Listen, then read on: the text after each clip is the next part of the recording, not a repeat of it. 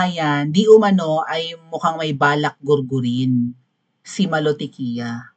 Yun ang pagkakaintindi ko sa post niya. Okay? Pero lumabas naman siya sa ano, sumama siya sa Camp Aguinaldo.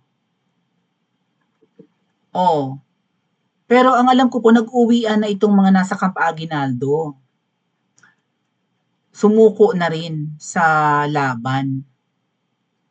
Alright? Pakinggan nga muna natin ng mabilisan bago ko basahin yung post niya. Bigating retired. Magandang umaga ho sa inyong lahat. Ako ho ay nandito. Nakikisama ako sa mga bigating retired military officers, no? Nananawagan ho ako sa mga kapwa kong Pilipino. Iisa lamang po ang kulay natin, kayo manggi. Pumunta po kayo dito sa Gate 4. Mahalaga pong marinig ang inyong boses. Mahalagang makita kayo. Bakit? Ang pagbibitiw ng isang speaker, hindi ho yun accountability. Yun po ay isang panandaliang solusyon. Dahil ang kailangan nating malaman, sino ang proponent ng insertion? Gaanong kalaki ang insertion? Billions na, trillions. Saang distrito linagay? At kung yun ay may proyekto o ghost projects? Okay, so lumabas naman siya. Pero may post si Malotikia. Ito, basahin ko lang mga ate at kuya ha. And this was posted only 17 hours ago. Pero 24 hours ago, sumama siya sa rally. Akala ko hindi siya sumama. Ito, post ni Malotikia. Bakit hindi ako sumama sa panawagan kahapon ng Marcos resign? Pero nandun naman siya sa event. Okay, naguluhan akong bigla.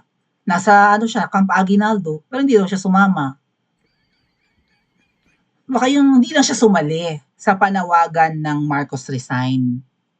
Baka sumali lang siya para para batikusin si Martin Romualdez and i-pressure yung men in uniform na sumama na sa taong bayan. Yun ba? Okay. Bakit daw hindi sumali sa panawagan kahapon si Miss Malotikia ng Marcos resign or sa Marcos resign na panawagan? Ano ang dahilan?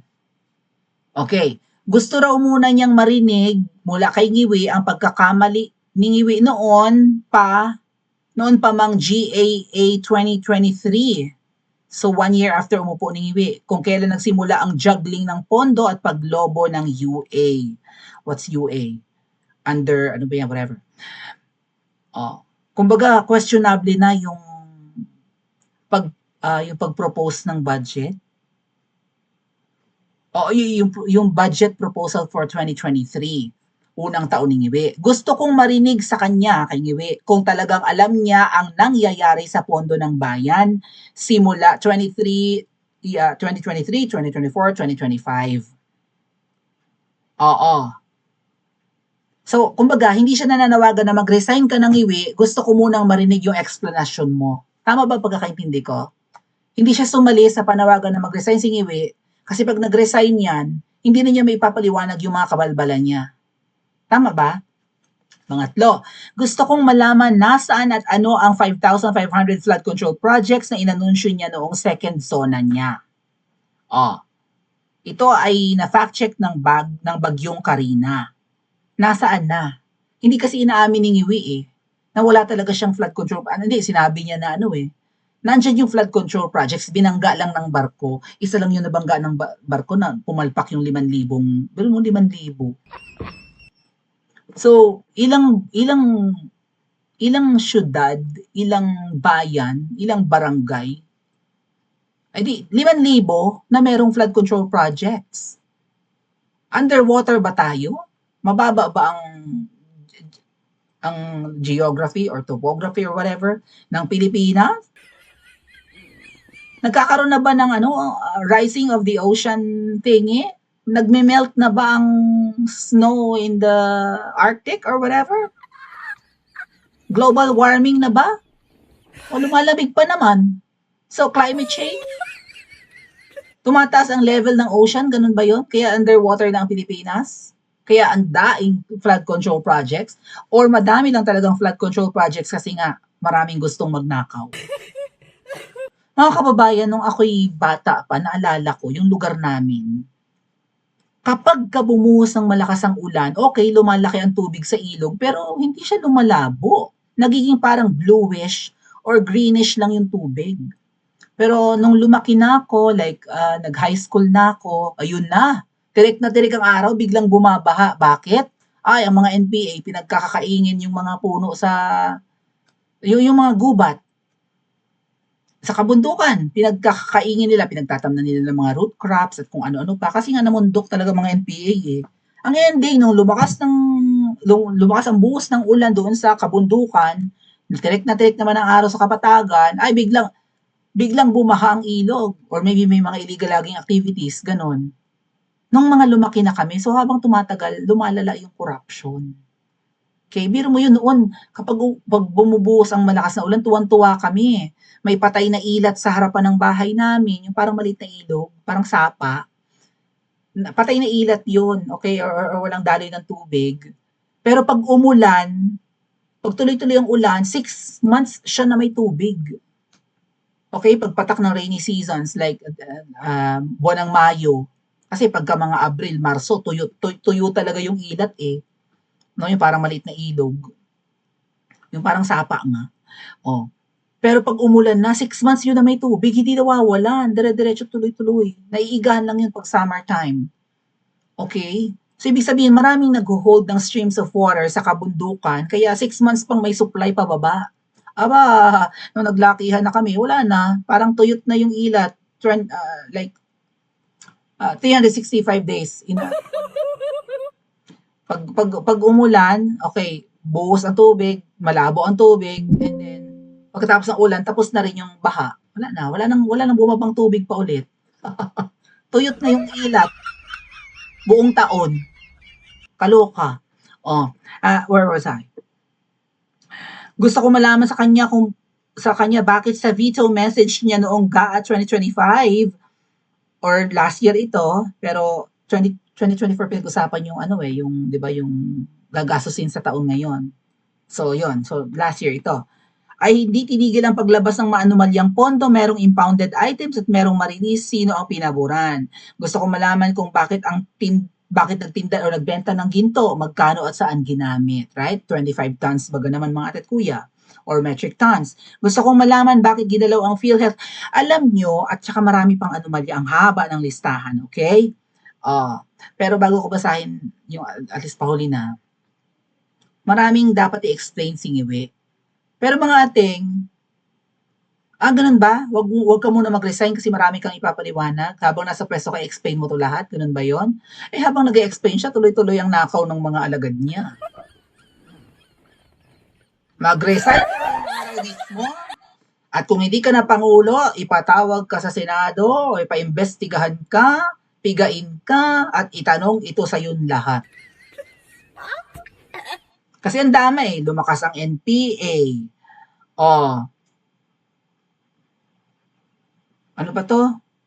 Yung pirma niya, hindi alam. Yung una pa lang na, di ba, unang 6 months pa lang ni Iwe, may pirma, pero hindi niya alam yun. Ano pa? Mga command responsibilities, kineme, yung ginalaw na pondo ng PhilHealth, yung mayat-maya, ang daming pwedeng itanong yung mayat-mayang may nananalo sa loto, kumusta ang ating laban against illegal drugs, ang dami, hindi mabilang, kulang ang mga daliri natin, mga ate at kuya, sa kamay at paa, pagdating sa anomalya. Pero hindi ibig sabihin ito, huwag muna natin siyang pag-resignin, mag-explain muna siya, ganun ba yun? Kaya ba niyang sagutin in one day ang mga questionabling desisyon niya? At kilos? Pag idinagdag mo pa dapat dito, Malutikia, yung magpaliwanag ka, bakit pinakidnap yung dating Pangulo na sabi mo, itutuloy mo ang nasimulan. Ang Pangulo na nagpalibing sa tatay mo, ginanyan mo. Wala kang utang na loob. Kaya raw sila hindi nanawagan at sumali sa Marcos Resign. Gusto muna nilang marinig ang paliwanag. Habang nag-aantay kayo ng paliwanag yan, at ang tanong, magpapaliwanag ba ka? Habang naghihintay tayong lahat na mag-resign yung kapitoko na yan, ay nakaw ng nakaw ang mga alagad. Manawagan, papag-resignin as early as possible, 'di ba? As soon as possible, and then ipatawag sa lower house, lalo na sa Senate. Pagpaliwanagin ng mga kabalbalan, total wala na siyang immunity sa kaso, paliwanag ka, okay ng ina, binaboy mo ang Pilipinas, binaboy ng pamilya mo, ng angkan nyo. At panghuli, bakit nyo nagawang kahit nandito pala, yung sinasabi ko, nabanggit naman niya, bakit nyo ipinagkanulo ang dating Pangulong Duterte, wasakin at patuloy ninyong dinudurog si VP Sara mula 2023 hanggang ngayon, niligawan nyo noong 2022, nangako ng pagkakaisa, but still, di ba? Mag-resign ka muna. Pwede ka namang patawag at magpaliwanag. May isa pa akong katanungan pero personal na ito dahil may nagpadala sa akin ng mensahe na ang saad, Malu, let me know how we can help you. May nag-message. Alam niyo bang may na-receive din akong gantong message? Paano kami makakatulong sa iyo? Monetary? Protection? What? Poder? Appointment? Ano po bang kasalanan na nagawa ko sa inyo ay binabatikos mo nga, Miss Malutikia. Ang administrasyong vangag. Yun yung kasalanan mo. Ano po bang kasalanan na nagawa ko sa inyo para ako ay makatanggap ng ganitong mensahe? At ngayon ako ay ginigipit. So, kung ginigipit siya at hindi siya makalabas para manawagan sa pagbaba ni Marcos, tama ba ang naiisip ko na may death threat siya? Balak siyang gurgurin? Or gigipitin siya by filing a case? Just like ngayon, tinithreaten ni Claire Castro si Chavit Singson na mga nasa authority dyan, pakicheck kung pwedeng sampa ng inciting to sedition si Anes, Chavit Singson. Ganun ba yun? Paano ginigipit si Malutikia? May death threat? Or may mga sinampang kaso against her? Sino ang gustong magpagurgur sa kanya kung usaping gurgur ito? Ang babaeng ahas? Mahilig rin magtanim kaso yan. Right? At ngayon, balak din nilang kasuhan si Chavit Singson. Kasi ang ganda ng message eh. Malu, let me know how we can help you. Pero yung message na yun na na-receive niya ay parang pananakot. Actually, naka-receive nga ako ng ganyang message. Ang sabi pa sa akin, dito ka na sa amin, Mau. Huwag ka na dyan sa mga didi. Di ba lalo nung inaway ako ni Libag? Huwag ka na dyan, inaaway ka naman. Okay, pinagbibintangan ka nung kung ano-ano, tao ka ni Tamba, ganyan-ganyan. Wala man lang kumakampi sa'yo. Dinudurog ka na, sinisiraan ka na ni Libag kung kani-kanino, sino-sino na yung tinawagan, nagkaisa na silang i-bash ka or durug-durugin ka, lipat ka dito. Marami tayong activities. Yun ang message sa akin. Kaya siguro tinake daw yung account ko para hindi ako makapag-screenshot. Well, hindi ko na kasi ma-open yung ko eh. Wala na, burado na yung old account ko. Hindi na ako ngayon makapag-screenshot ng ganitong message na katulad kay Miss Malu. OMG, takot sila sa screenshot. Miss Malu, paki-screenshot yung nag-message sa'yo, sino yan? Emisaryo ba yan ng babaeng ahas? Or mismo ang babaeng ahas? What do you think mga kababayan? Pa-comment po sa comment section at mag-like and subscribe din po kayo.